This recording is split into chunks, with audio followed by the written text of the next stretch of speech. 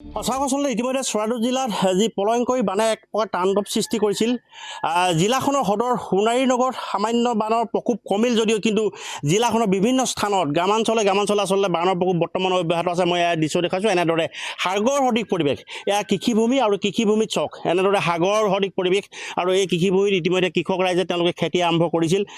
খেতিৰ পাছত আচলতে খেতি ৰুই যোৱাৰ পাছত আচলতে দুদিনৰ পাছত আচলতে এনেদৰে প্ৰলয়ংকৰী বানে আচলতে কৃষক ৰাইজৰ সপোন চুৰমাৰ কৰিলা। মই দৃশ্য দেখুৱাইছোঁ। এনেদৰে বানৰ কবলত ইতিমধ্যে বিস্তীৰ্ণ কৃষিভূমি জিলাখনৰ বিভিন্ন স্থানত এনে পৰিৱেশ। মই এতিয়া উপস্থিত আছোঁ যি নিমুনাগড় ইকৰাণী নগাবস্তিত আৰু নগাবস্তিত পৰিৱেশ চক এনেদৰে কৃষিভূমি হাজাৰ বিঘা কৃষিভূমি নষ্ট হৈ পৰিছে জিলাখনৰ বিভিন্ন স্থানত।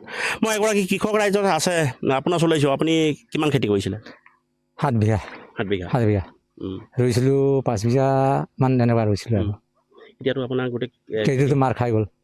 শেষ। কঠীয়াবিলাক আছে নাই? কঠীয়াবিলাক নাই আৰু অলপমান আছে, সেইটো বুঢ়ী আছে, গলি গ'ল। এতিয়াতো আপুনি যদি পুনৰ খেতি কৰে নিশ্চয় কঠীয়া লাগিব। কঠীয়া নহ'লেতো নহ'ব।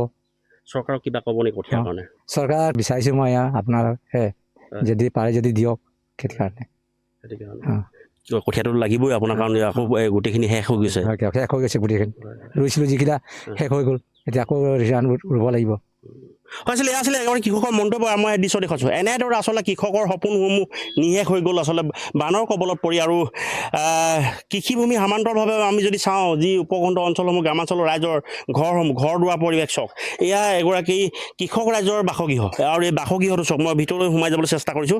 বাসগৃহ পৰিৱেশ চক এনে এটা পৰিৱেশত তেওঁলোকে আচলতে আজিৰ তাৰিখত তেওঁলোকে বাসগৃহলৈ আহিব পৰা নাই। তেওঁলোকে এনেদৰে বিভিন্ন ওখ স্থানত তেওঁলোকে আশ্ৰয় ল'বলৈ বাধ্য হৈ গৈছে। ইয়াৰ সম্পদ চক মৰমৰ বাহনখন যিখন চাইকেল আপোনাৰ কেনেদৰে ওলোমাই থৈছে চক এনেদৰে তেওঁলোকে সেই বাসগৃহৰ ভিতৰত এনেদৰে ওলোমাই থৈছে। আৰু এই পৰিৱেশ চক এনেদৰে একাঠো বোকা বুলি ক'ব লাগিব। বাসগৃহৰ ভিতৰত বাসগৃহ ইতিমধ্যে বেৰসমূহ টচ হৈ পৰিছে, জৰাজীৰ্ণ হৈ পৰিছে বাসগৃহৰ পৰিৱেশ।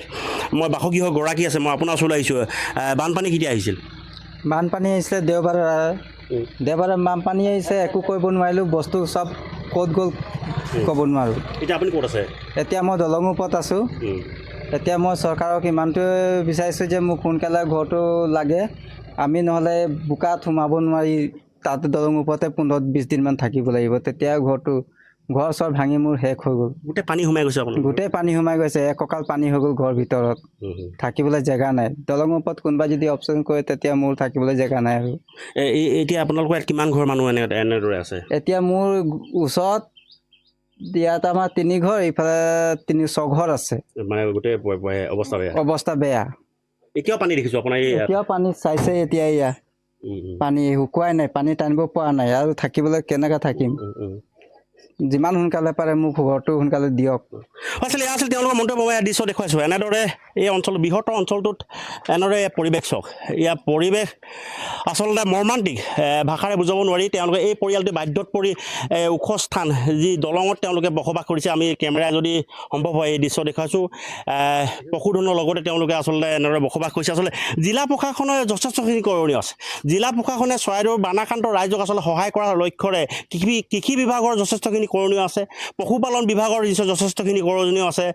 যি চিকিৎসা বিভাগৰ যিহেতু নেকি বান কমাৰ পাছত আচলতে বিভিন্ন বেমাৰ আজাৰ হ'ব নিশ্চয় বানাক্ৰান্ত ৰাইজৰ মাজত। চিকিৎসা বিভাগে তৎকালীনভাৱে চিকিৎসা সেৱা প্ৰদান কৰাৰ নিশ্চয় প্ৰয়োজন আছে। আৰু এই ক্ষেত্ৰত জিলা প্ৰশাসনে কেনেদৰে ব্যৱস্থা গ্ৰহণ কৰে, জিলা প্ৰশাসনে বানাক্ৰান্ত ৰাইজক আশ্বস্ত কৰাৰ লক্ষ্যৰে বানাক্ৰান্ত ৰাইজক সহায় কৰাৰ লক্ষ্যৰে আচলতে কেনেদৰে ব্যৱস্থা গ্ৰহণ কৰে পৰৱৰ্তী দিনসমূহতে স্পষ্ট হৈ পৰিব। হয়।